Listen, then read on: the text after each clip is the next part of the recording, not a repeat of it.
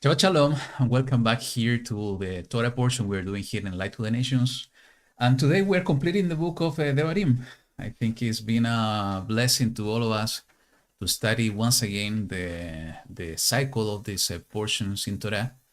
And it's a beautiful way to finish this, while some of us are keeping the Feast of Sukkot.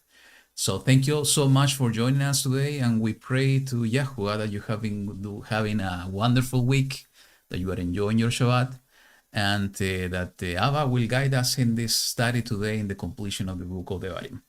So it's been a long wait so far, right? Yeah. And I see you have a few notes regarding this portion, so Only I think only two, but I think most probably they are with a lot of details, but two. quite important notes, most probably. I didn't read the portion before, so I'm gonna read it here online with you, and let's see what the Ruach is bringing to the heart in this study and completion of the book of Devarim. So 23 of you connected, thank you so much for joining us today, and keep praying for one another. Keep praying for this study that is going to be a blessing to all of us. So without further delay, let me share some music with you, and we are going to go straight forward to the portion. So here we go.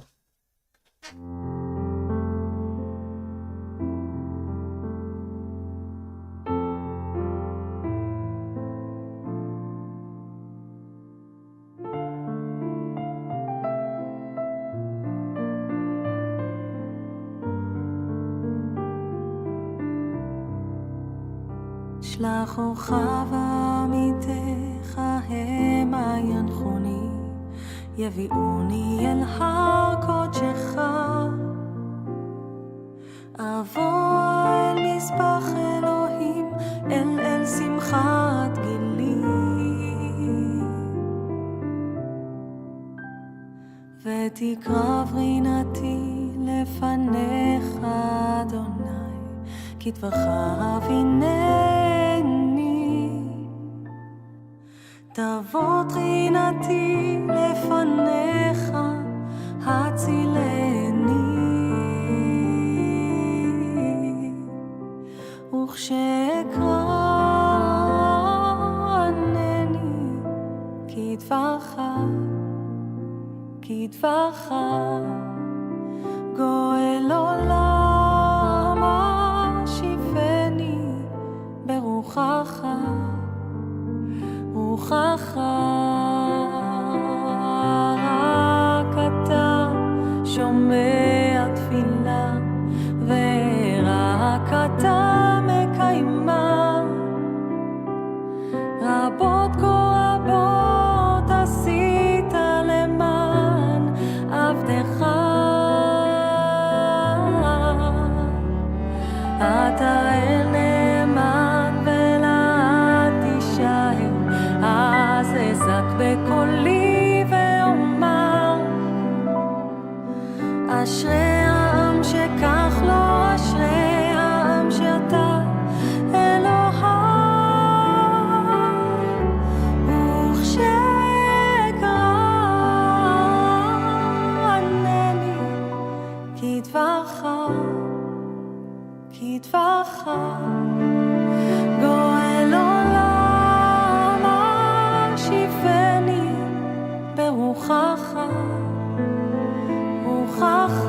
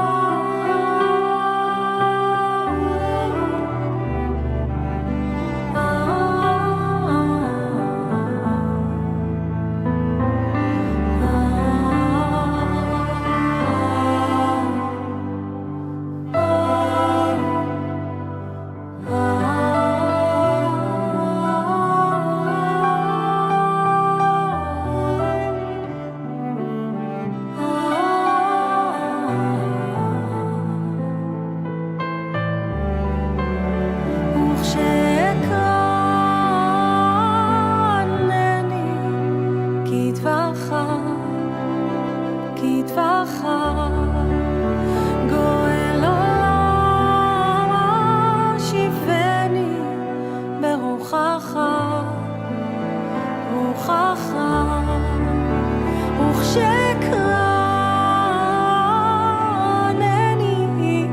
כדברך, כדברך, גואל עולם השיבני ברוחך, רוחך.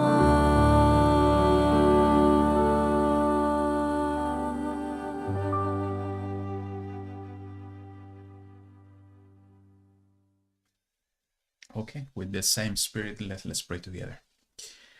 YaHuWaH Elohim, we want to give thanks to you in this moment because once again you give us the opportunity to study your word, to have this virtual gathering with the whole intention of our hearts to know you better, to know your instruction, to learn of your word, and to learn how you want us to walk in your way.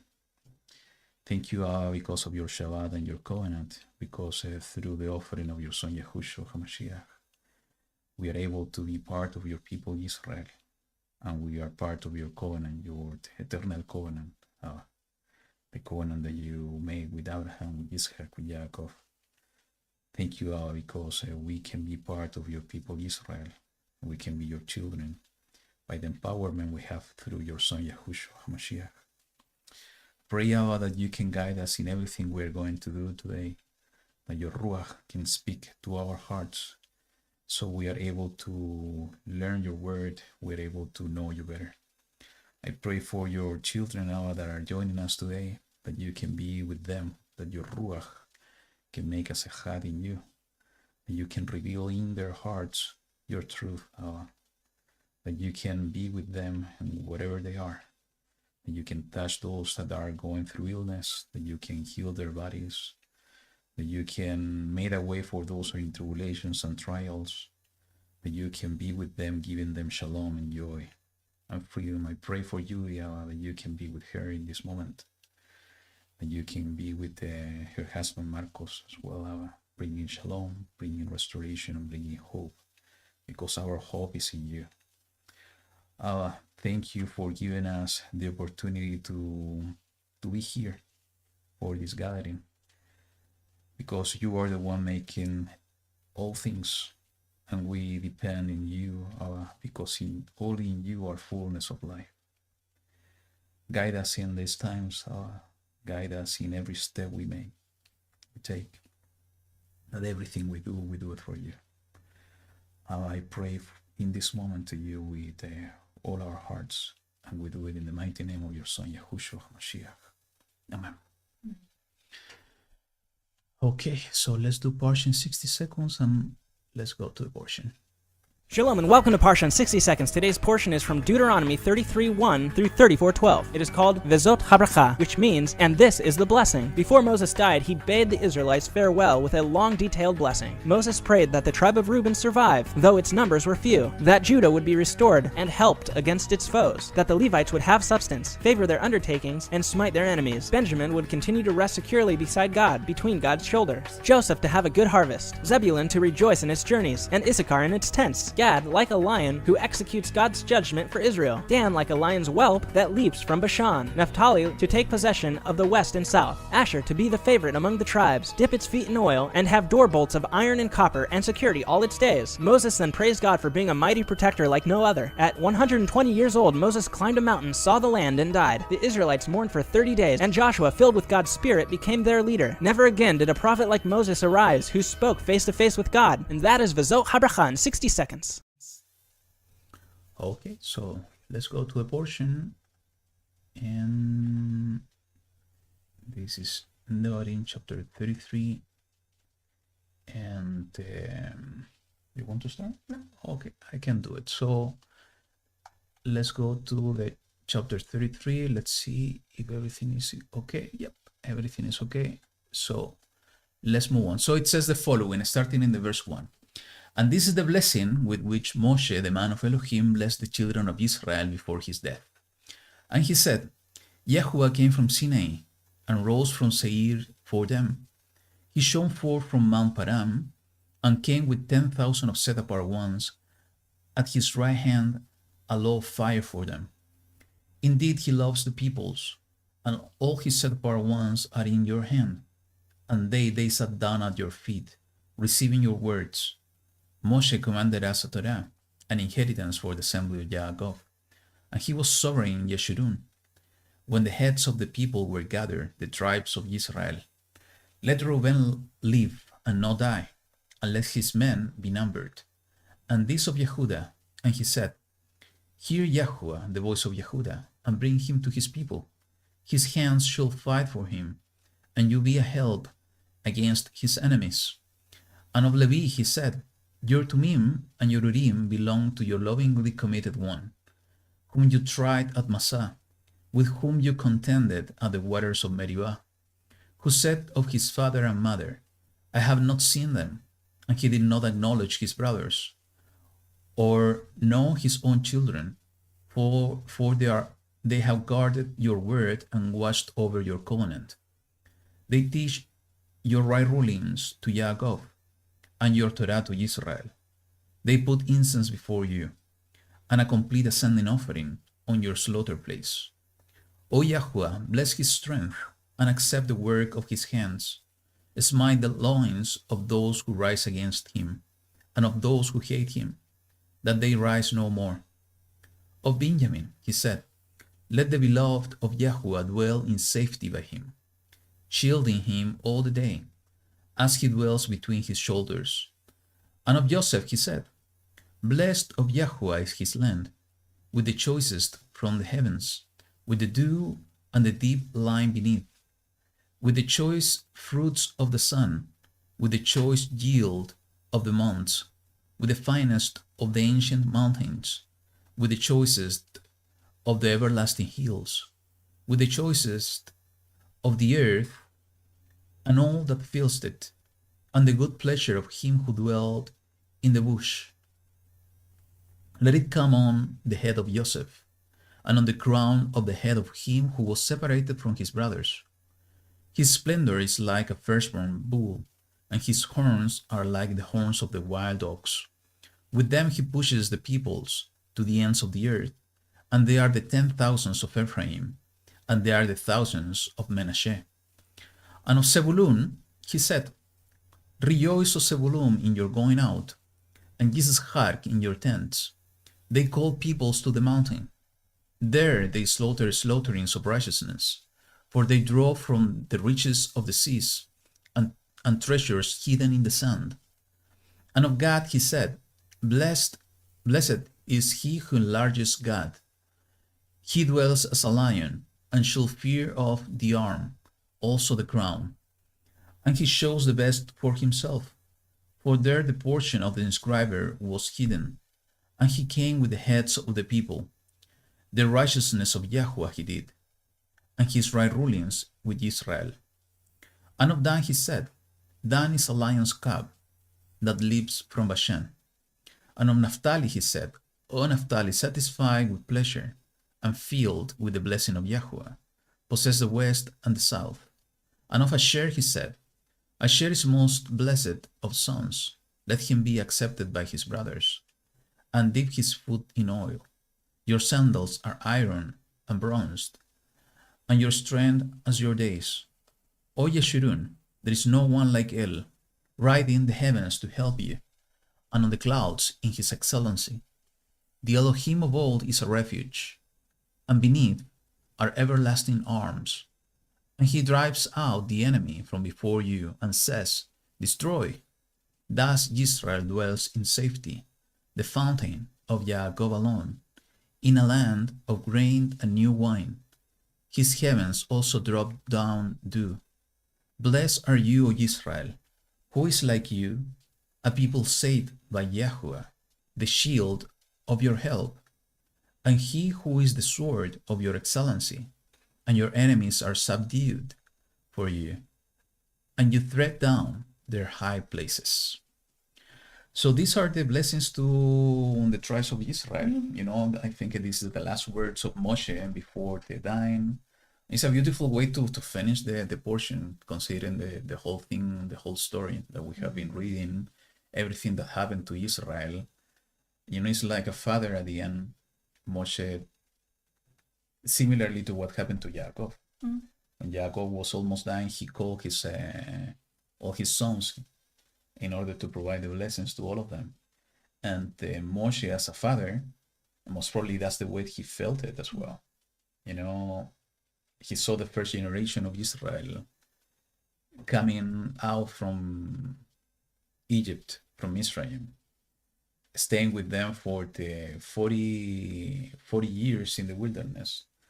He saw them dying, and he saw the little children, the second generation, growing up in the wilderness and being the one appointed by YaHuWaH to inherit the land, because the first generation was so rebels and rebellious and disobedient that most probably Moshe was feeling like as a father for that second generation.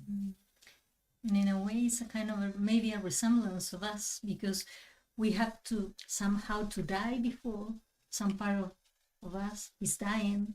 So in order to allow the new creature or the new baby born and that part inherit the promised land.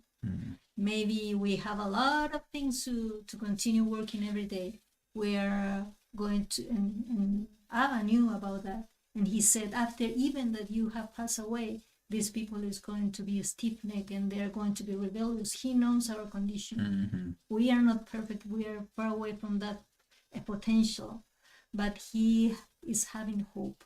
And I think that this version, even though it's not perfect one, is better from the previous one. Yep. So I remember when you said that maybe Moshe was feeling that he was a father. And I remember that time when he was discussing after what happened with the calf, and when he was in the mountain, and Abba was telling him, go down because these people already has gone in a different path. And he said, it's your people. And then Moshe was saying, no, it's your people. So both of them somehow, they were sharing this responsibility, and at one moment they didn't want to do like anything to do with them, but Moshe has something so good inside because he was pleading and he was interceding before of the Father by Israel, because it was the Father who was saying, I'm going to destroy them and you're going to be the only one who is going to receive the promised land, or to enter into the promised land. And this is kind of irony, because he was told that you are going to be the only one entering. Yeah. And he said, please no, I don't want to be. I think that he was. I'm going to make from you a great nation. Yeah. That's what YaHuWaH told him. But he said, please forget your people. Please relent the anger that you feel right now. He was interceding for them. It was like Mashiach is interceding before our Abba because of all our mistakes. And he was the one doing this intercession so he can not continue with the destruction of all the people, maybe to do something new from that. And even though Moshe was promised that, now we can see that he was not going to be able to enter. And at that point, and that was what I found it very beautiful, because it says, and this is the blessing with which Moshe, the man of Elohim, blessed the children of Israel before his death. I was listening some explanation of a Rabbi that he likes to work with the words and make all these kind of studies and how they're related with the beginning, with Genesis and everything. And he was telling us, when is that Moshe, why is he being called a man of Elohim? And it was at the same moment, because at that moment when all Israel were worshiping the golden calf, he was the only one who was still a man of Elohim. All the rest of the people has already been astray. They were departing from the presence of YaHuWaH. And he was the only one being a man of Elohim. So, and it's very beautiful because he was mentioning, even though in our version of the scripture is that phrase was kind of deleted. I don't know why, because in the other version of the scriptures if you read the Tehillim or Psalms 90, you're going to find that Psalms began with that description. Okay. This is the prayer, the tefillah, and it says, this is the tefillah of Moshe, Ish of Elohim, the man of Elohim. So if you have time today during the Shabbat, read that tefillah, Psalms 19, because it's also very beautiful. 90 or 19? 90. 90. Okay. Is this, and he's describing how he was feeling with all this situation. So, yeah. And then the other thing, Go ahead. okay, that I really like, it said in the second, and he said, YaHuWaH came from Sinai and rose from Seir for them, and he shone forth from Mount Paran. If we take the meaning of these words from Hebrew, Sinai means a thorny place. It's a place with thorns that is going to make you harm. And Seir is a kind of with hairy, shaggy place. Is kind of doesn't look good. But then from Mount Paran is something that is beautified.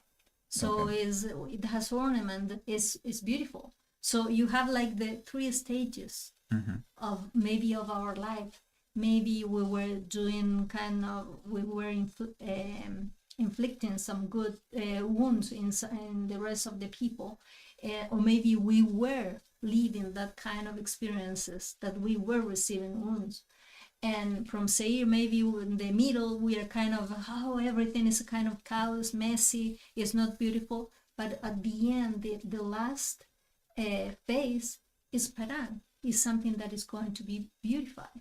So I found it very beautiful because from these three places, YaHuWaH is there. He is in the place where we were maybe receiving wound. He is when we were a complete mess, and maybe he's going to be when we are going to be beautified at the end. So, and he said, I am coming. He's coming with the 10,000 of set apart ones. So he's bringing people from all those places. So from all the situation, or from all the phases that we are dealing in our life, he's going to take us. So we have to be patient. And I don't know, maybe to pray for him so he can take us and move it to the phase where he wants us to be. And that, at least from this part. If we think on how everything began on the life of Moshe, I think it's we can see the heart of a servant he had. And just thinking on the beginning of his story, and at the end of the story here, the way we're reading, because he was born a slave, and he was saved of being a slave miraculously. And actually, when we see these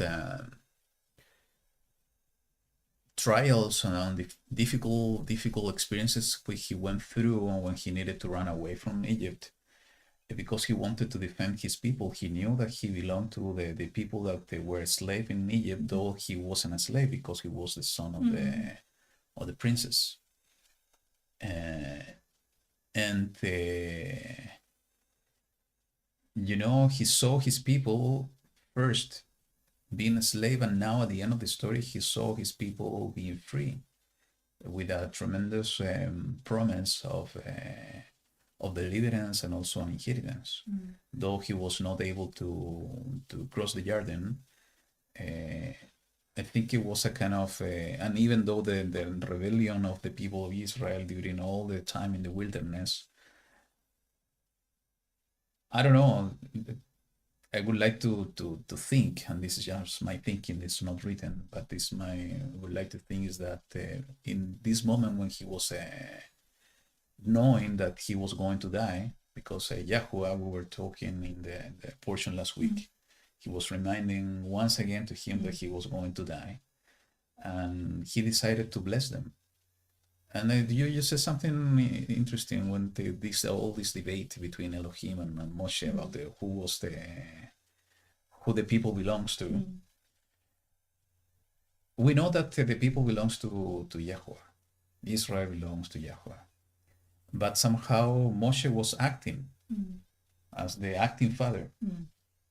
Though the Elohim, YaHuWaH Elohim was the father, and even though that they were able to hear his voice in Sinai, they were able to hear and to see the manifestation of his presence at the top of the mountain. It is written in the word that they saw no form.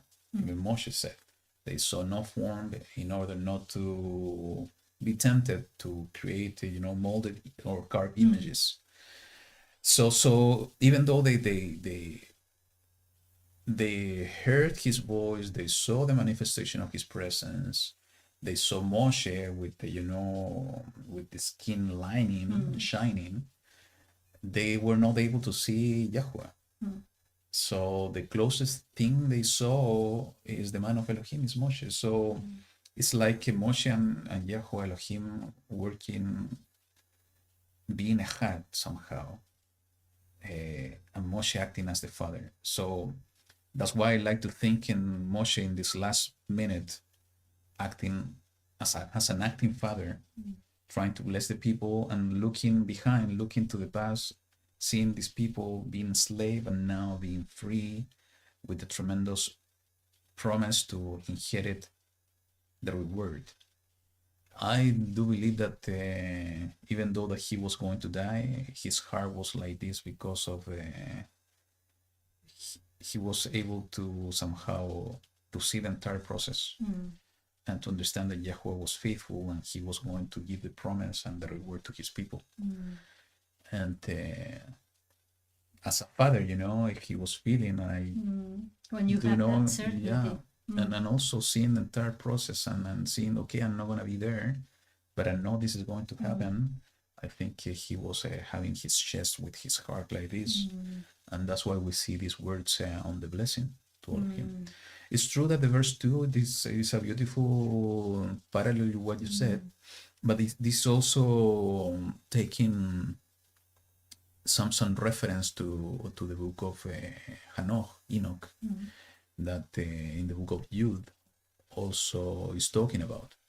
And for me, this is a representation of what we're expecting in Mashiach. I think the whole story of Moshe and everything that I said before is a beautiful foreshadow of the heart of Yahushua HaMashiach. And because Mashiach somehow was an acting father to the disciples, he's an acting father to us, because we belong to him. He is our Adon, our master, our king, and we belong to YaHuWaH through him.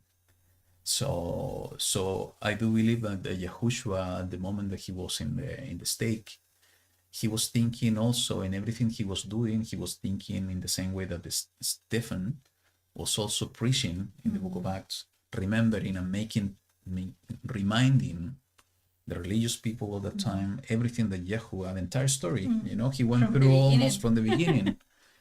Most probably Mashiach was thinking on the same way he was in the stake. From the very beginning, the plan of restoration of YaHuWaH, and also thinking what's going to happen here is that he himself is going to come with 10,000 of the set apart ones from Shemayim. And it's beautiful to see in the verse 2 that he's saying that at his right hand a law of fire for them. So he's coming with 10,000 of set apart ones, as it is written in the book of Enoch, that the messengers, Malachim from Shemayim, together with him, those are the ones that are going to be sent by him in order to gather his people from the four corners of the earth. And he's coming with his right hand, a law of fire. It is interesting that it says in the book of Revelation that a sword is coming. I think he's saying with fire as well from his mouth in order to smitten the nations and the enemies of YaHuWaH. So I see a lot of parallels here, but the way that is written here, just connecting to everything that I have said so far about the heart of a father, is beautifully represented in the verse 3. He loves the peoples. All his set apart ones are in your hand. Who's the right hand of Elohim is Yahushua himself. You know, that's why Yahushua, when he was praying in the book of John, chapter 17, it is written, his prayer, he says, you know, they belonged to you, and you have given them to me. So we belong to YaHuWaH through Yahushua. You know, that's the position of a king. If you read about the kingship and the instruction of a king, as it is written in the book of Samuel, you know, we belong to the king. The king is the mediator somehow. So, and this is a beautiful. And he's given the protection, and Exactly. everything is coming from him, even the place for living. But it is written in those the instructions that yeah, that's gonna be his role, his responsibility. And you know, in the same book of Devarim we were reading, I think in the chapter 16, what are the instruction also for the king in order not to become proud. He needs to be a servant. Yeah. But in the instruction of the book of the Samuel, it says that you know, most of all the people will belong to the king. You know, he will take from the daughters, from the sons, in order to become his servants. You know, he will take off their lands. He will take off the chariots and so on. That was the instruction that YaHuWaH gave to Samuel, to the people through Samuel, when they were asking for a king. And through that instruction, even though they heard and they said that we are going to do it, they realized that they were committing sin because they were rejecting YaHuWaH to become to be his king, because he was his king. That's why, you know, it says in the verse 5, and he, referring to YaHuWaH, was sovereign in Yeshurun. Yeshurun is a way to talk about Israel. Though I believe that somehow it could be also a connection with Jerusalem. I haven't done this study, but this is something that I've feeling for a while within me. But he's saying that the YaHuWaH was the sovereign in Yeshurun, when the heads of the people were gathered in the tribes of Israel. So they rejected YaHuWaH to be a king, but in his wisdom, he allowed this to happen because, you know, in the restoration plan of all things, he's becoming king again. How? Through Yahushua, and they're so beautiful connected dots. How he decided to choose David, a man under his own heart, and through the covenant he made with David that the Messiah will come, because Messiah, as the son of Elohim, as Elohim in the flesh, he's becoming king once again of his people, connecting and following the righteousness of his word, because the people asked for a king, and he said that the king needs to be of their brothers. So I'm deviating from the topic of the portion, but I think for some reason, somehow, but for the main thing. But yeah, somehow it's related. That he appointed Yahushua to be a king, and Yahushua is the one that is fulfilling all of this.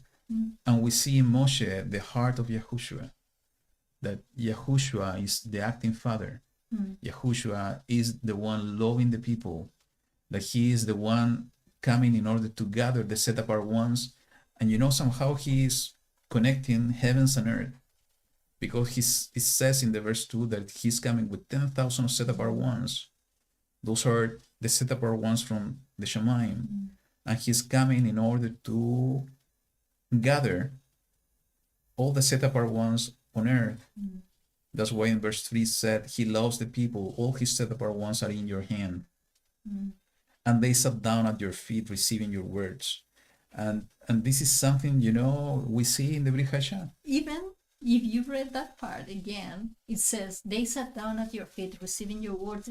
You remember the part when it was Martha and Miriam? Yes, exactly. And That's what I was Mashiach. thinking. And Mashiach was telling, because Martha was complaining about that she was left alone doing all the things of the house, but he was telling her, well, your sister is choosing what is even better. The better. Because she's here listening, he's receiving. Sometimes we are maybe worried about all the things of our daily world, but we are missing that part.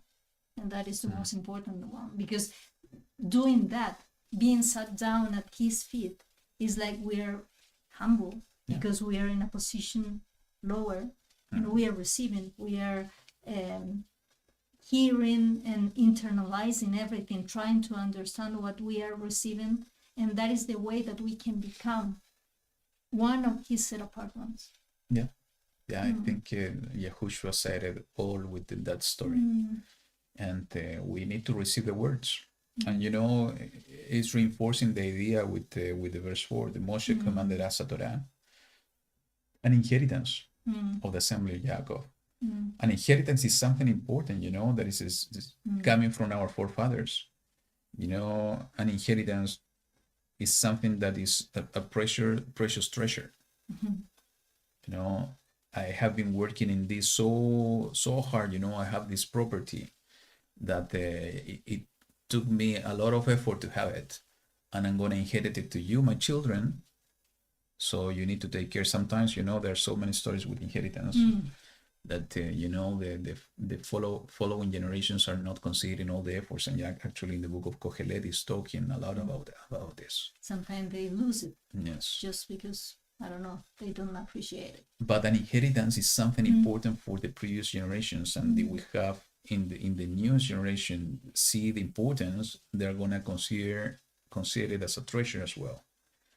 And you know, and this is exactly the inheritance from YaHuWaH through Moshe, and Moshe as an acting father gave it to Israel, and it's our inheritance. You know, is the words that we need to receive, that according to the verse 3 are the words that Yahushua was speaking about, because he was not speaking by himself. He was speaking what he was receiving from the Father, in the same way that the Moshe was doing. He was not speaking by himself.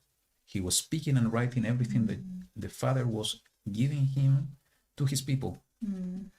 So, And that's the most important inheritance, the Torah. yeah. All that we have received. Yes. More than everything physical, or maybe something that we can touch or we can think that is our. This is even more important. It's a way of living. You know, for this time, it's becoming even more important, because there are so much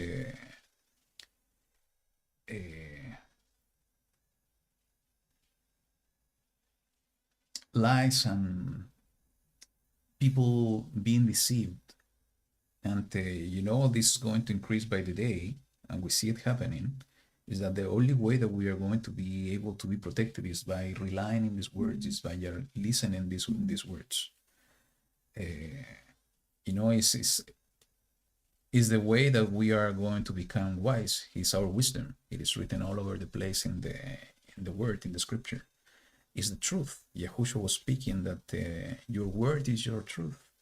So if we want to protect ourselves in all the lies and all the wrongness that is happening in the world today, that is going to increase in the coming days, is that we need to be, as it is written in the verse 3, sitting down at the feet of Yahushua, receiving the words written in the Torah given by YaHuWaH.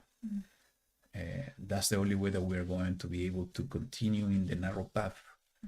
That's the only way that we're going to continue in the truth. That's the only way that we are going to be able to continue in the righteousness of the kingdom of YaHuWaH. Yahushua said that we need to seek first the righteousness of the kingdom. All the rest will come, because YaHuWaH take care of us. So, and I think that the example between Miriam and Martha is a perfect one, because Martha was worrying about the world, about the day-to-day, about anything else beside Yahushua and the words. We need to do the opposite. We need to take care of the word, the kingdom, the king. All the rest, he will take care of us. So, you know, I have been talking and sharing with you so much about that we need to rely in the Ruach, that we need to seek how to worship YaHuWaH in spirit and in truth. And it's so important, because that's the way, the example we see in our Mashiach, in our King, that he was walking this earth in Ruach and in truth. But sometimes people get lost in just looking into the Ruach only and forgetting the truth part. Both of them needs to be together, because we can be deceived if we don't take care on the truth, on the words, on Torah. You know, we need to rely in the word that is we have been reading here. That's the only way that we are gonna keep ourselves in the narrow path while the Ruach is working through us, taking the best of YaHuWaH within us. So it's important. Keep it in your heart, because as the time is passing, we are going to be tested even more. And the trials and the tests are going to be even more difficult. And the only way that we are going to be able to stand and to stay in righteousness is by having a true foundation. As YaHuWaH was saying, and we were talking about last week, is that we need to have a foundation in the rock, not in the sand. And who is the rock? You know, and we talked about that last week. The rock is YaHuWaH, as we were seeing in the last portion, but it's YaHuWaH because both of them are Echad. And both of them, you know, in the same way that Moshe was a mediator, YaHuWaH is the perfect and ultimate mediator that are showing us the foundation of the word of YaHuWaH, the Torah, and the eternal instruction that is going to make us wise, and it's going to make us somehow walk in righteousness. So not to forget. What else we have here is Well, we can go through every tribe. okay. I think that Reuben, it says, Live and not die, Yeah. and let his men be numbered. maybe it was because at the beginning he was kind of disappointed his father Yaakov, maybe by his own action, but we can see that also he has a good intention when he was trying to recover Yahusef when he was in being sold or kept in the pit. So maybe he has both. So he might live and not die. So he's like praying for that, Yeah, so exactly. that he can be counted. Yeah, it's a blessing of a life, basically. Yeah, yeah. So on Yehuda, it said here, YaHuWaH, the voice of Yehuda, bring him to his people. His hands shall fight for him, and you be a help against his enemies. And it's interesting because we see it somehow in the Jewish people, because we cannot deny, though there are so many theories that this is not the true Jewish people and so on. Some of them are very quite compelling, but we cannot deny that there are the descendants. I'm not saying everyone, but the descendants of the tribe of Judah are alive today. Okay, and they are among the Jewish people. Yahushua was coming from there. Yes, but I'm talking about the current days. The current days. I'm talking about the current days. And we see what's happening with the, historically speaking, about fighting with enemies. You know, we see everything that was happening in the Second World War. We see what's happening in the story in the past and so on. So I think somehow this is connected to that story and how YaHuWaH has been fighting and helping them against their enemies. And during a time, they were the one who was keeping everything. Yeah. So when the reigns were divided, so Yes. the 10 tribes were lost, but they were keeping those. So YaHuWaH is always having a purpose in everything he does, and I believe, as you said, that was the main purpose of Yehuda. Is just to keep the Torah going. It's just to keep. It is written, actually, I think it's in the blessings of Yaakov. It's talking about the inscriber. And you know, they have been taking care of keeping Torah, writing Torah, teaching, though that they are putting There are more a lot of traditions and so on. We cannot deny that somehow they have been keeping somehow the Torah of YaHuWaH.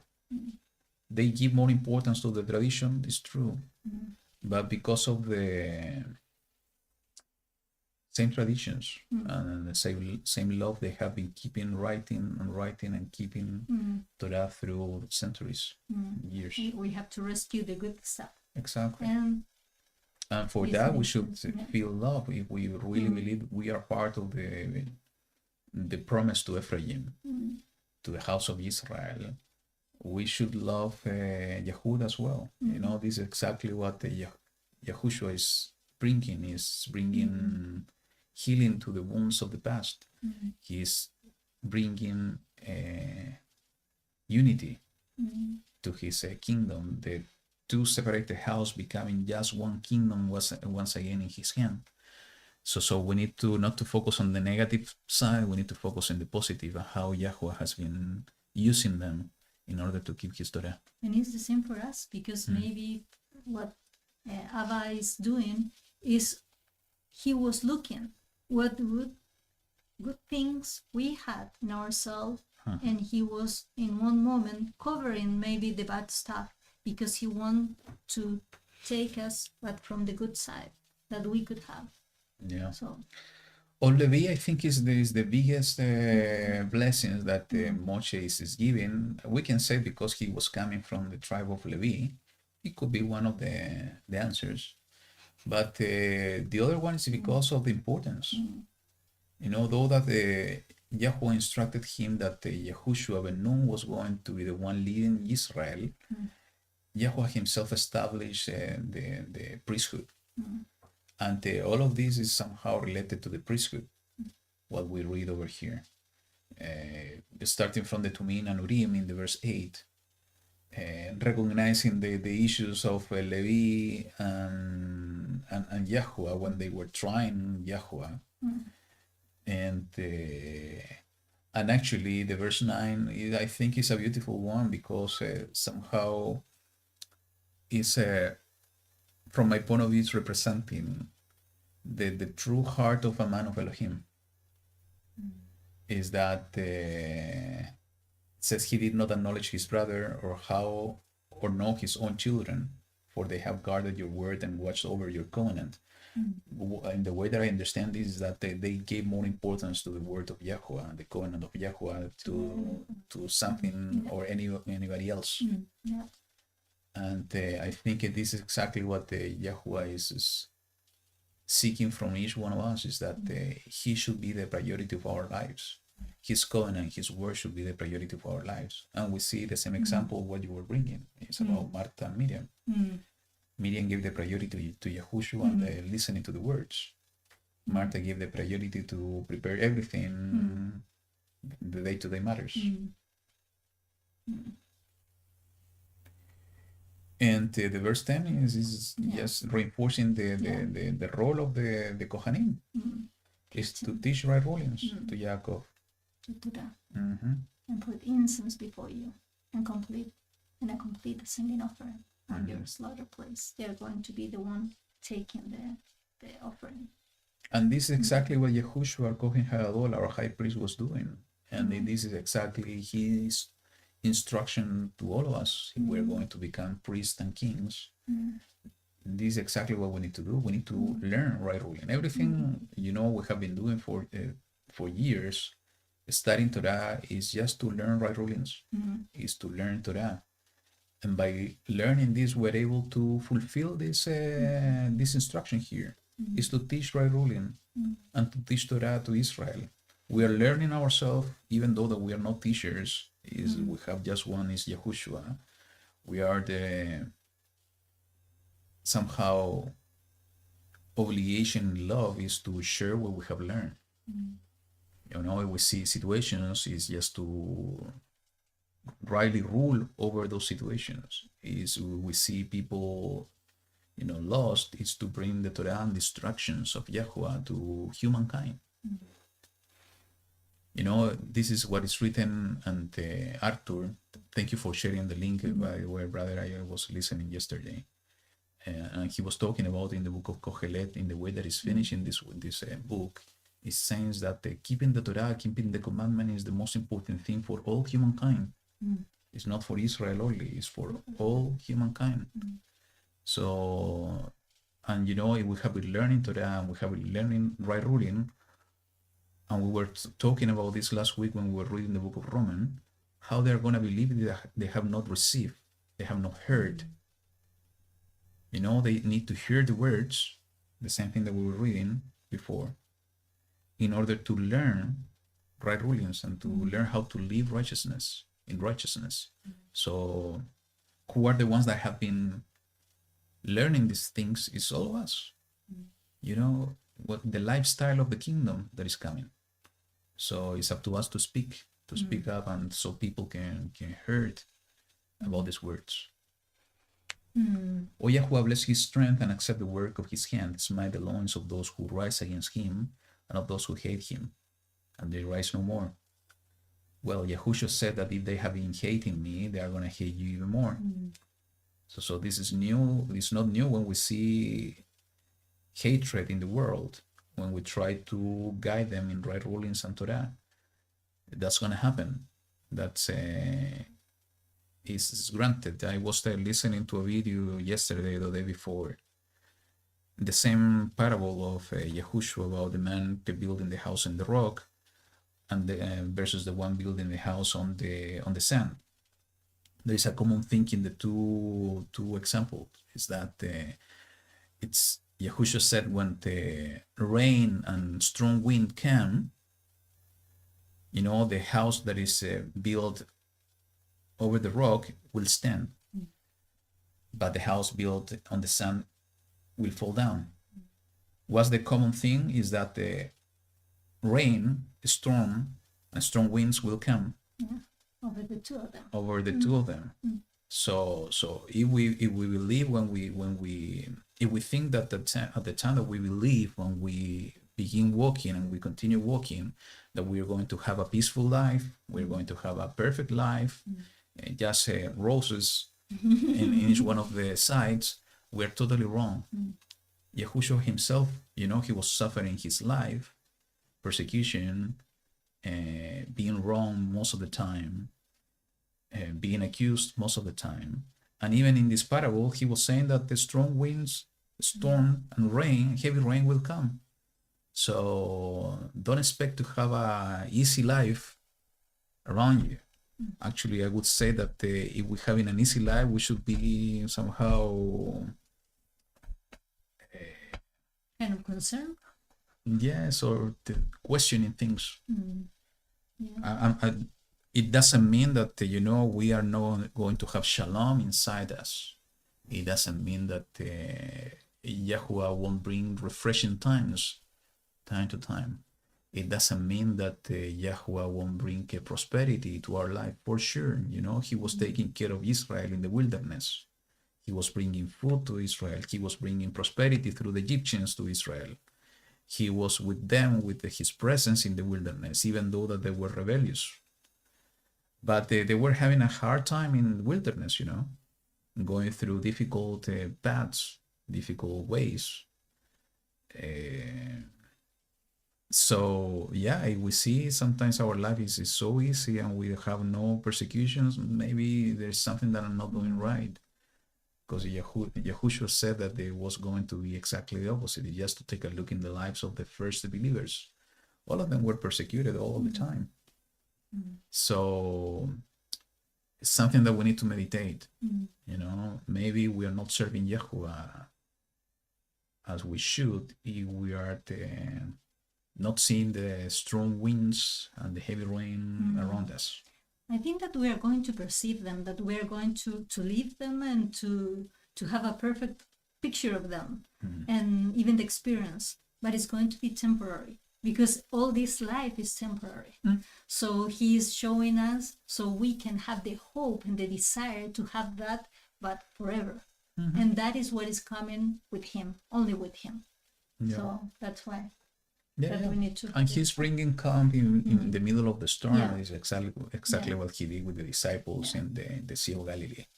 So, but you know, the storm was there, and who was bringing calm was him, Yahushua. And this is exactly, I think, in my it's in the way that I understand this passage.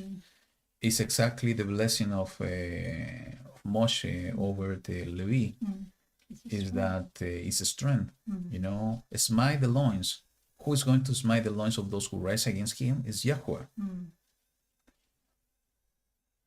So who is going to be the one bringing calm in the middle of the storm? Is YaHuWaH Elohim, bringing strength. Of Benjamin, he said, let the beloved of YaHuWaH dwell in safety by him, shielding him all the day as he dwells between his shoulders. What do you think on this? Well, I don't know why when he said about that, I remember also the story when YaHuWaH was giving like a double blessing to Benjamin when he was there, when he was gathered with all the brothers and everything. And I found it it's like a beautiful picture because he said he dwells between his shoulders. If you imagine this, it's like, I don't know, like being on the maybe back of the father when he's taking you on the back, or between the shoulders here is in your chest area, is in your heart area. So it's when you can say that maybe your affection, your emotion are also dwelling here. So beautiful. Yeah. Is the beloved YaHuWaH, that he can feel that he's in safety by him, next to him.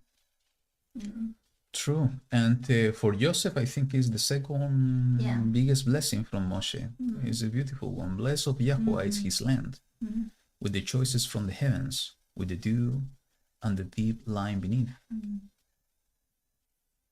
with the choice fruits of the sun. And actually, we think on in the way that was giving the inheritance to the tribes. Let's keep in mind that Ephraim and Menashe were the one inheriting instead of Joseph, and both of them were to the north. And in the north of Israel is when you have all the agriculture, the green, all the all the product of the land, vegetables, fruits, and so on. Currently in Israel are coming from the north. And also when it was given to YaHuWaH all the knowledge how to be prosper in a time that all the earth were going to suffer from drought and things that were, I don't know, were missing. They were having enough rain and anything. They were needing all these fruits, granary, and they have plenty of that. Yeah. So also I think that is not only receiving with all the blessing, the rain and everything, but also with the knowledge how to keep that working. And I think this is going along with what we were talking before, and the promise of YaHuWaH that we need to seek first the kingdom, and He will take care of the rest. Because this is prosperity. And remember the dream that Joseph has at the beginning with the sheep, that all the other sheep were, I don't know how to pronounce that, but they were inclining to bowing down to his. So it says that he was kind of having prosperity among all the rest. There are so many, how is it called? Is the gospel of prosperity. I think many evangelists were talking about that, and this is so mistake and leading people astray on the true path of the word of YaHuWaH and the kingdom of YaHuWaH. But we cannot go to the extreme, saying that we should not wait on YaHuWaH for prosperity, because that's also going to mistaking completely. If we put our focus on serving money, of course we are going to be totally wrong, because we cannot serve two masters, says Yahushua. Because if we serve one, we are going to hate the other. But He's so beautiful, and as a father, is that if we focus on what He wants us to focus, He's going to take care of us. And this is exactly what we see here. He's taking care of giving and covering the needs. If you're thinking to become a millionaire, you're thinking in the money. If you're thinking to serve YaHuWaH, He will take care of your needs. He will give you the right I don't want the word that is coming to my mind is amount. But don't think when I'm talking about amount, I'm not talking about money. I'm talking about coverage. It's like He's going to give us the right amount in order to cover our needs. We can see that with the manna. When the manna was falling, That's a beautiful one. He said that it was according to everybody's needs. Nobody has more, nobody has less. what they deserve. It was the same even with when Mashiach was doing all the miracles with the fishes and the loaves of bread. He said that everybody was taken. Nobody was starving there after, and even after there were plenty. Absolutely. So Abba knows how much we need. That's why we need to focus on the kingdom, the righteousness, to serve him. You know, he will do everything in his hands in order to take care of us. By bringing food to our tables, by bringing the, you know, clothes to our bodies, is to bring a roof to our heads, is to bring even money when we need the money, because, you know, the way that the system works is through that. And a good example of that is when Yahushua was being persecuted and tempted to pay taxes. You know, what he did, he instructed Peter, I think it was, to go and bring a fish from the sea and to open the mouth and to have a coin, because the money was over there in order to pay the taxes. Even though they didn't have to pay the taxes. Yes, this is exactly what he said. But, you know, that's the way that YaHuWaH will help us in order to cover our needs.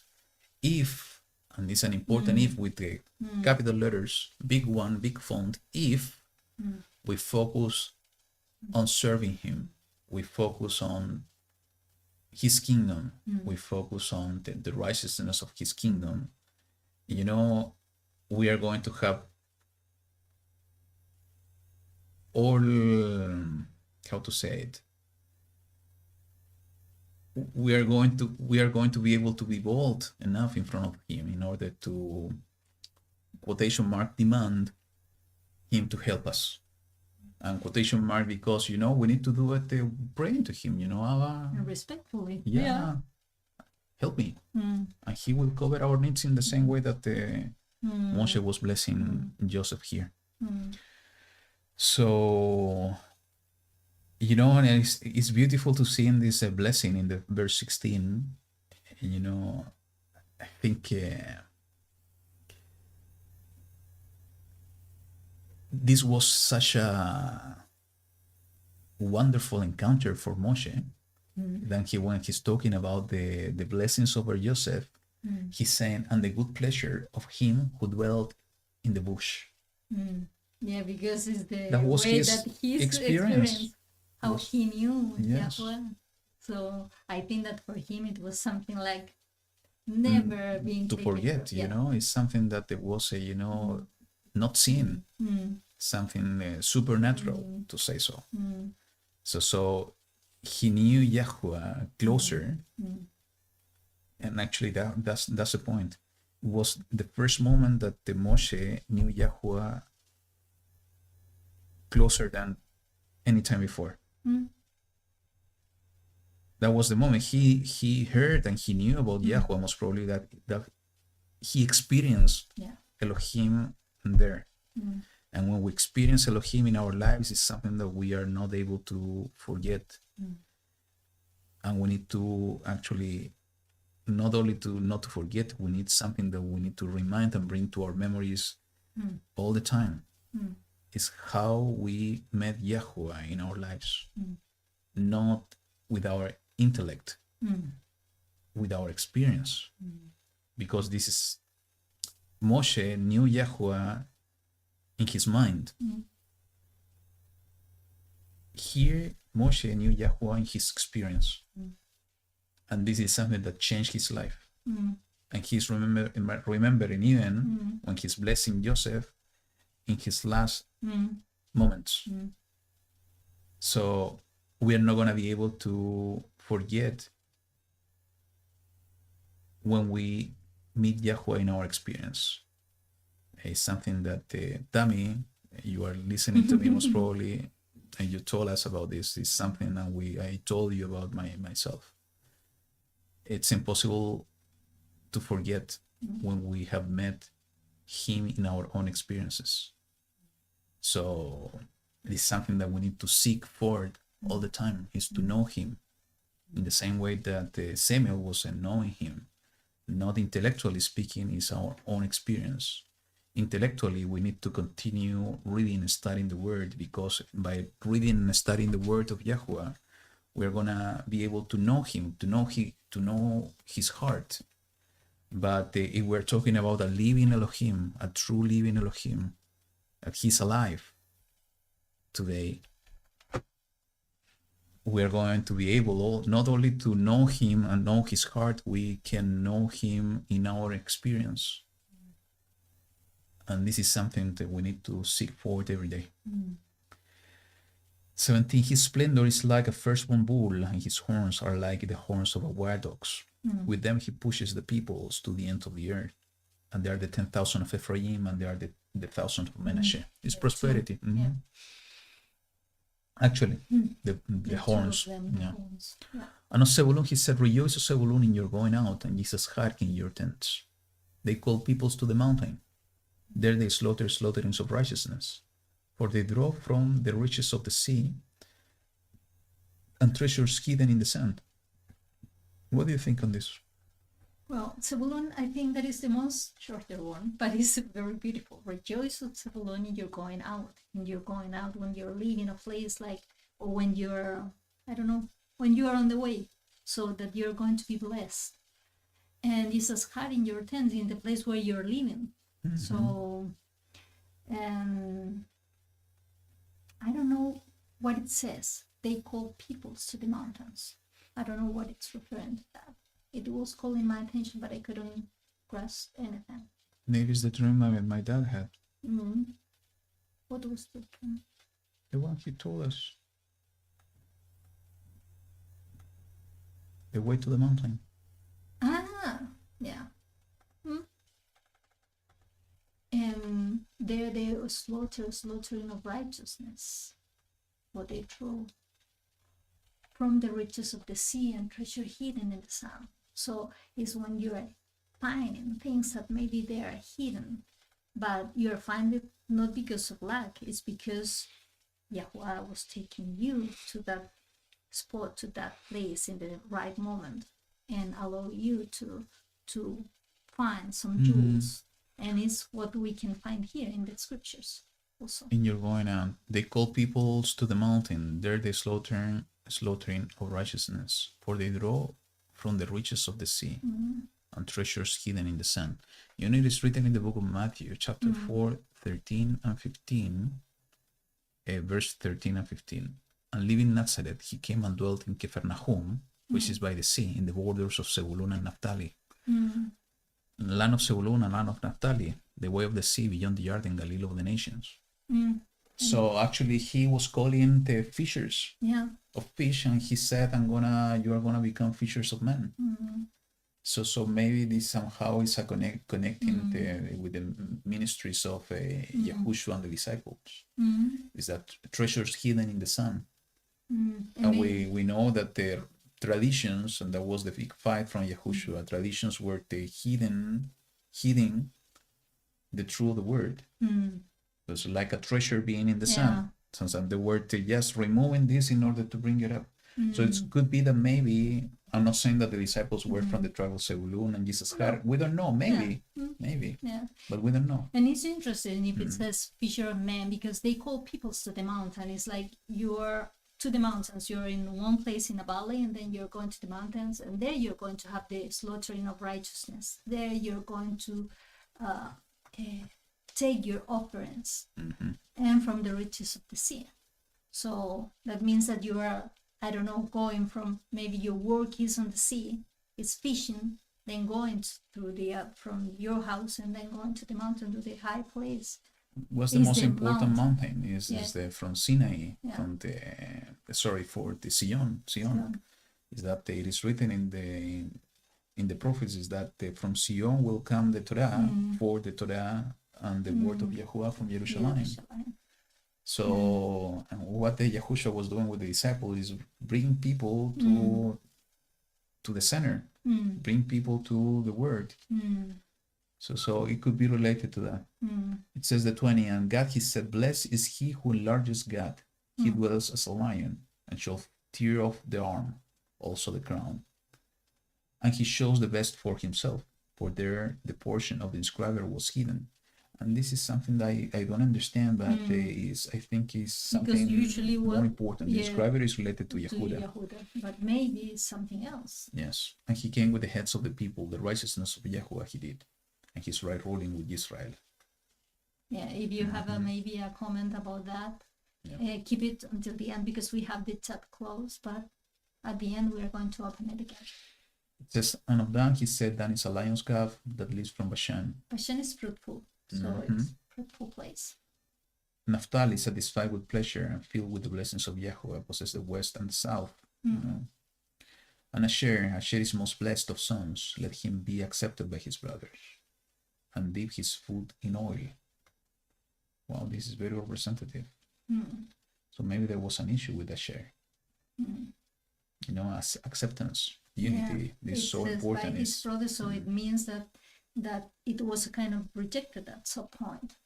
And if he's put in oil, that maybe he's going to receive like the spirit or a knowledge. And the way this finishing is so beautiful. The Elohim of all is a refuge. You know, we have nothing to fear. He is going to take care of us. And we need our everlasting arms. And he drives out the enemy from before you and says, destroy. Thus Israel dwells in safety. You know, it's not the false peace and safety that everybody has been talking about, and now they're talking again. It's the real safety that is coming by the being under the wings of YaHuWaH Sebaot, the fountain of Yaakov alone. What is a fountain? Talking about water. Yeah, water that is coming, that is not ending. Yes, and Yahushua was speaking about the fountain of living waters, is the Ruach of Elohim. In a land of grain and new wine. So good. His heavens also drop down dew.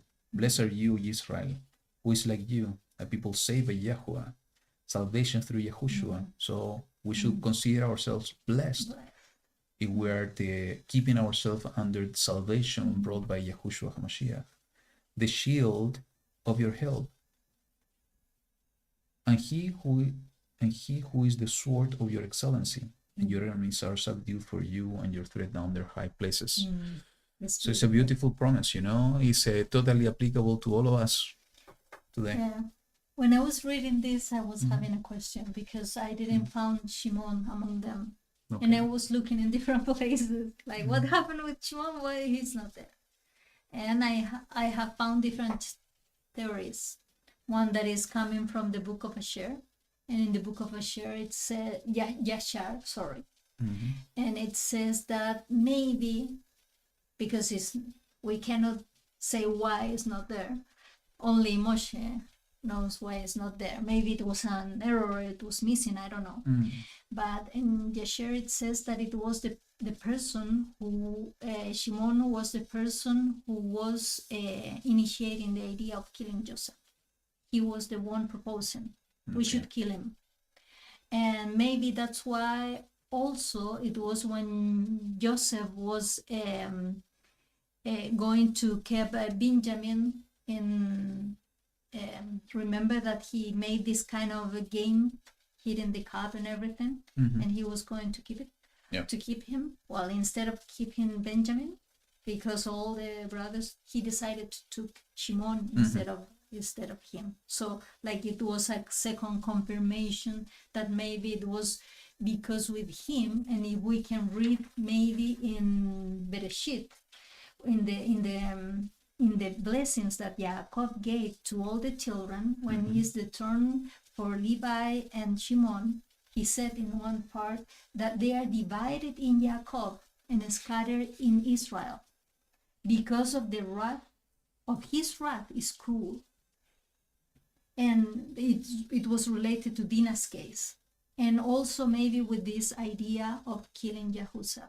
So maybe it was a purpose that he was not mentioned. Maybe it was also a purpose that Levi was taken, because maybe together with Shimon was in a wrong direction, maybe because of the wrath. So I don't know. If somebody maybe also I don't know either. Yeah, I don't know. It's just maybe a hypothetical. Yeah. Let's move on to chapter 34. Yeah. Okay, now my turn. And Moshe went up from the desert plains of Moab to Mount Nebo, that means prophet, to the top of Pisgah, which is opposite Jericho. And YaHuWaH showed him all the land of Gilad as far as Dan, and all Naphtali, and the land of Ephraim and Manasseh, all the land of Yehudah as far as the western sea, and the Negev, and the plain of the valley of Jericho, the city of palm trees as far as Zoar. And YaHuWaH said to him, This is the land of which I swore to Abraham, to Isaac, and to Jacob, saying, To your seed I give it. I have let you look at it with your eyes, but you do not pass over there. And Moshe, the servant of YaHuWaH, died there, in the land of Moab, according to the mouth of YaHuWaH. And he buried him in a valley, in the land of Moab, opposite Beit Peor. And no one knows his burial place to this day. And Moshe was 120 years old when he died. His eyes were not dim, nor his freshness gone. And the children of Israel wept for Moshe in the desert plain of Moab 30 days. And the days of weeping and mourning for Moshe were completed. And Yahushua, son of Nun, was filled with the spirit of wisdom, for Moshe has laid his hand on him. And the children of Israel listened to him, and did as YaHuWaH has commanded Moshe. And since then no prophet has arisen in Israel like Moshe, whom YaHuWaH knew face to face. For all the signs and wonders which YaHuWaH sent him to do in the land of Mitzrayim before Pharaoh, and before all his servants, and in all his land, and for all that strong hand, and all the great fearsome deeds which Moshe did before the eyes of all Israel. What I found in this, and I really found it very beautiful, even though that he was receiving the instruction that you're going to die, you're not going to enter there, he has a view, a complete view that nobody else could see at that moment. He was in a special place. Maybe the rest was going to enter, but they couldn't see what he saw at that time. He has the perfect full view of the promise. So it was something also beautiful. And it called my attention that it says that he was also 120 years old. Aaron was 123 years old. So they died in the same year. Aaron was dying. What do you mean they died in the same year? In the same year they died. Because Aaron was 3 years older than Moshe. Okay. So they died in the same year, but Aaron was dying the first day of the 5th month. Okay. And according to the first chapter in Devarim, in Devarim verse 5, and it says, in the first day of the 11th month is when Moshe was going to send to die in the top of the mountain. So they were dying, the Kohen, and the kind of ruler of the people with 6 months of difference. So I found it really, it's kind of interesting. Okay. They were in the same year, one before. And if you count the places from where they were doing all the mourning for Aaron, it was in Mount Hor, and then with Moshe it was in Mount Nebo. If you count the places that they were between those places, they were 7 places of difference. So it's also the number that they were having. So beautiful. And knowing that you're going, if the Father is going to tell you, you know what, you have little time, you're going to die. Be ready, be prepared. Geographically speaking, the mountains of Jordan currently, that basically is Moab and so on, they are in a higher altitude than the land of Israel. Actually, I remember in one of my trips to Israel, somebody told me is that, or I was reading some article, is that that's why the Golan Heights in the north are so strategic in military speaking, because at the moment Israel can be hugely attacked by if their enemies are having the control over the Golan Heights, because they are able to see the entire land of Israel. They can reach, for sure, with all the weapons that we have nowadays. They can do, it doesn't matter where they are, they can destroy any place. But in the past, they were able to be defeated because from the Golan Heights, they have access to the entire land of Israel. Mount Nebo most probably was even higher than the Golan Heights. So as you said, I think even logically speaking, Moshe was able to see the entire land. The entire land of Israel, because of the position, is much higher altitude to see everything. So he had a wonderful view of what was the inheritance. And if somebody wants to check about this time difference between the death of the two brothers, well, it says in Shemot or Exodus 7:7, it says about the 3 years of difference that they have. And if you read about the death of Aaron, it's in the Midbar or Numbers 33:38. There it says that it's in the first day of the 5th month.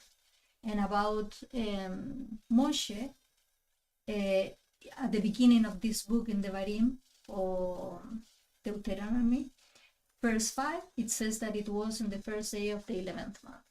So there you can make the calculation. I don't know why today I was, how much time maybe it was from one and the other, and then you can have the good references. Very good. So the last thing here, is something, two things that are somehow connected to each other.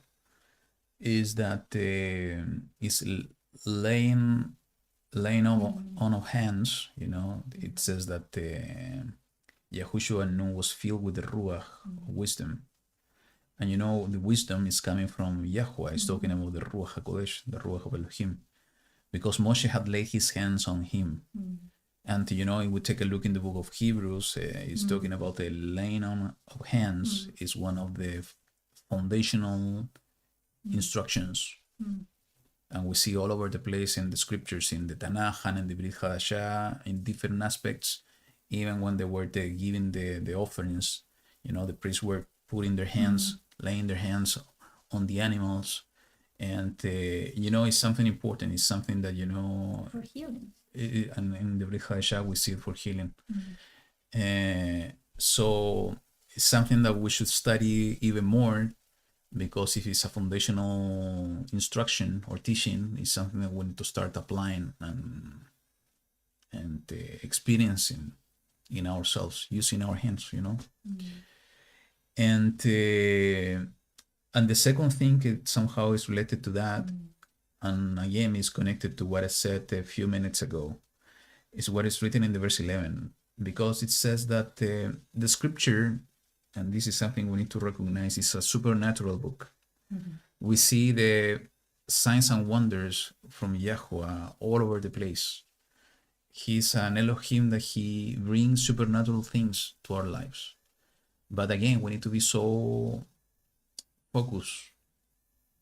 And I think in the way that it's written here is so important. It says in the verse 11, for all the signs and wonders which YaHuWaH sent him to do. So Moshe was bringing signs and wonders his entire life. But he also was bringing the truth of the Torah of YaHuWaH. It's the inheritance we were reading in the previous chapter.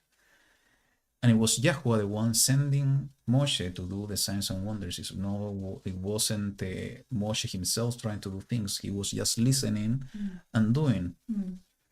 Actually, even when he was parting the sea, he was reaching YaHuWaH first. What to do, and YaHuWaH was almost yeah, why are you talking to me? Go and part the sea away, split the sea. But Moshe was obedient. He was waiting for the instruction, for the word first, in order to have the complete emunah and doing the sign and wonder. So this is, again, YaHuWaH said that in the last days we will have so many false messiahs, false teachers, that they will do signs and wonders. Even the anti-Mashiach and the false prophet will do signs and wonders. Even in the book of Matthew, chapter 7, YaHuWaH said the people that they were coming to him saying, but in your name we have been doing the wonders, signs. We have been talking about your name, bringing healings, healing and so on. And he said, the answer to them is going to be, I don't know you, you who are breaking Torah. So both things are so important. The only way that we are going to be able to know them by their fruits is by knowing Torah, is by living in Torah, is by living the truth of his word. And by living the truth of his word, we need to pray out to bring his true signs and wonders. You know, it's something that I have been praying so much. I saw a video before the broadcast. You know, it's tearing my heart apart when I see so many things that are, you know, making fun of the mighty power of YaHuWaH. And somehow I'm debating with him because how come he's allowing all of this to happen and he's not demonstrating and showing in this time his true power? And I think it's a matter of time. He will do it. We need to be patient. But the important thing in this time is that he has given us the revelation of his truth in order to protect us, in order not to be deceived, in order to truly seek his face and to ask him to act in this time in the same way that he did it with Moshe and with many others. Because unfortunately, for people to believe, sometimes they need to see things. It was even in the ministry of Yahushua himself, he was bringing, you know, signs and wonders. He was casting out demons. And most of the time people was approaching him because of this only. But sometimes because of this, people are they able to receive the seed. It's a wonderful opportunity to receive the seed. So, but it's not up to us, it's up to YaHuWaH himself. It is written there, YaHuWaH sent him to do this in the land of Mizraim. And for all the verse 12, and for all that strong hand and all the great fearsome deeds which Moshe did before the eyes of all Israel. Why? Because YaHuWaH sent him to do this. So YaHuWaH will send us to do this in the proper time. We have the instruction of Mashiach, but I have to reinforce again both things, Ruach and truth, all together, not only one. If we go in just one, we are going to become religious people, not allowing the mighty deeds of YaHuWaH that we have been reading all of our lives in the Word to become a reality, to live in our experiences the power of YaHuWaH, the true living Word. So we have the risk to become too religious. If we go to the other extreme, we have the risk to be deceived and to forget about walking in truth, to go astray and to walk in righteousness, to focus ourselves in the signs and the wonders instead of putting our eyes in him and to follow Yahushua's steps. We need to have both in balance, in the same way that Yahushua was teaching us, is knowing the truth, sharing the truth, living the truth, and allowing YaHuWaH to use us as a vessel in order to bring his true signs and wonders in this generation today. It's like two witnesses. So you need to have both, not only one. Yep. Absolutely. So this is the way that is finishing this book of Devarim. I think it's a beautiful book. I like it so much. I think it's a wonderful way to see the love of YaHuWaH to his people and what he's doing very soon through Yahushua HaMashiach. Something else you want to share about the portion? About the portion? No. So last thing that I want to tell you is that you know, since we finished this cycle, we are gonna take a break of a few weeks. We don't know yet how long. We don't expect to be a huge long break, so don't worry. And we will continue, as I think we mentioned already. We will continue as soon as we resume the portions. We will continue with the book of Kings. If you remember, we were doing in the past the book of Samuel, first and second. Also, we did the book of Joshua and Judges. So now the idea is that we will continue with the rest of the scripture. We don't know. The only thing we know now is that we're going to do First King and Second King. What is coming next, we don't know. We will see what the Ruach is guiding us. But we will take a few weeks break just to prepare the material. We need to portion the books and so on. So next week we are not going to have a broadcast. So you need to do your homework, continue studying the word of YaHuWaH, as we were talking in this portion. And just expect the notification as soon as maybe we're going to put some post here in YouTube when we're going to resume the portions. So that's from my side. Yeah. What about you? And that we are praying for you, Joseph. You were asking also, praying for you and your wife, that you are in a fast. And I read something that our brother Mark was the husband of Judy was sharing, that I found it very beautiful, about that usually the fast is not for ourselves. Usually the fast is when we need to intercede for somebody else. And he was providing different examples that, wow, it was really nice seeing that we see that in the case of Esther, in the case of when Yahushua was being asked to help the disciples when they cannot take out some bad spirits from some people. So he was telling them, this is not only when you need now prayers and fasting. So you have situations when you need to fast, and especially when you are going to be interceding and asking on behalf of somebody else to Abba. So we are going to accompany you, and we hope that everybody who is needing to be with our Father, and especially in these days, maybe because your spirit has been broken, and especially these days that we are celebrating a festival to YaHuWaH, that is Sukkot. And you have to remember that it was when Israel was taken out from Israel. They were in the desert. They were fragile. They were maybe among a lot of dangerous things. But Abba was asking them to build a sukkah, and that he was going to be over them, protecting them, putting his mantle over their people, over his people, and avoiding that all the dangers were in that place. So we have to also know that we are living in a times that are very difficult, are not easy times, the one that we are living. But he's going to be with us. And as it was with Moshe, and it was like with Aaron, with everybody, we have to work for all our mistakes. We have to pray Abba so he can forgive us. Also the people that we have caused harm to, and he's going to listen to our prayers. And he said about this sukkah, you have to choose some leaves, special leaves, to build the sukkah.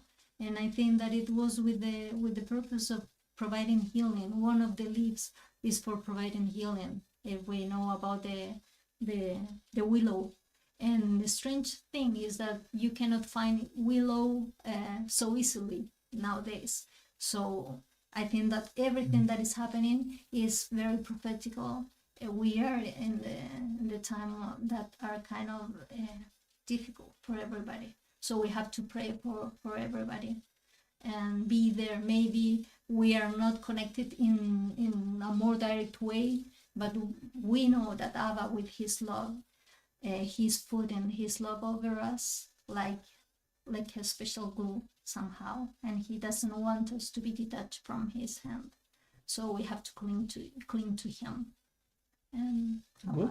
I think it's a good word to finish. So we want to thank all of you for accompanying us on this study It's been a blessing, as I said at the beginning, and we always telling you.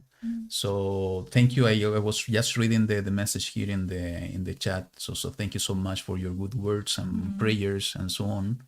Chasameach to all of you that are celebrating Sukkot. If you are gonna celebrate soon, Chasameach to you too. How things are going, and we will, as I said, we're gonna post something here in YouTube just to resume the studies in the book of King. Let's see what the YaHuWaH wants to bring to our attention. You know, I think the studies on the book of Samuel were so important in many aspects. So let's see what the Ruach is bringing in this new cycle we will begin very soon. Can I go? Sure, go ahead. I was talking about the sukkah, but now I was remembered that maybe some people are sick. Maybe they cannot have all the implements to build a sukkah. But you know what? I was praying and I was feeling that even though we have to do our best effort, if we cannot do it, our Abba, he is our sukkah. So in the case that you feel that maybe you couldn't make it, he is your sukkah. So he's going to be the covering for you. That is the most important thing. We need to look for him to be over us. That's it. Very good. So once again, thank you so much. YaHuWaH be with you. See you soon. So keep studying the word. This is really important. Keep studying the word. And as Camila, I think you wrote here, seek the joy and the shalom of YaHuWaH in your hearts, and especially his presence, you know, the Ruach within you. So continue having a blessed Shabbat. Have a blessed week. YaHuWaH be with you. Shabbat Shalom. Bye. Bye.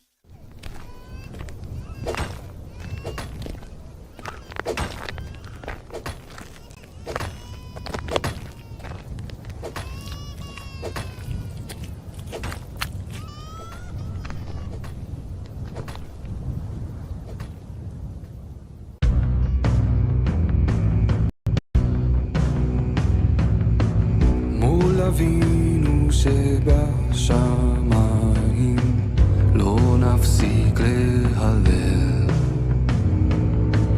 מול ישוע נרים ידיים, לא נפסיק לפעל, מול הקושי שיש בינתיים לא שווה לוותר, מול הפחד נחזיק עדיין, בהלל נילחם, נשבח את השם, את השם מעל כל שם, ונגביר את ההלל, מול החושך נילחם.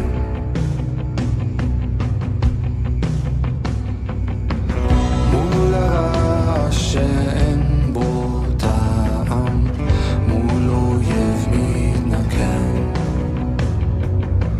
מול הלחץ ומול הזעם, אנו לא נתקבל, מול היופי נכרע ברכיים, כשכבודך מתגלה, במקום בו אחד או שניים, שם כבודך ייראה, נשבח את השם, את השם מעל כל שם, ונגביר את ההלל, מול החושך הגובר, נשבח את השם, את השם מעל כל שם, ונגביר את ההלל, מול החושך נילחם. אדוני נתן ואדוני לקח, ישמור מבורך, בין אם כך ובין אם כך,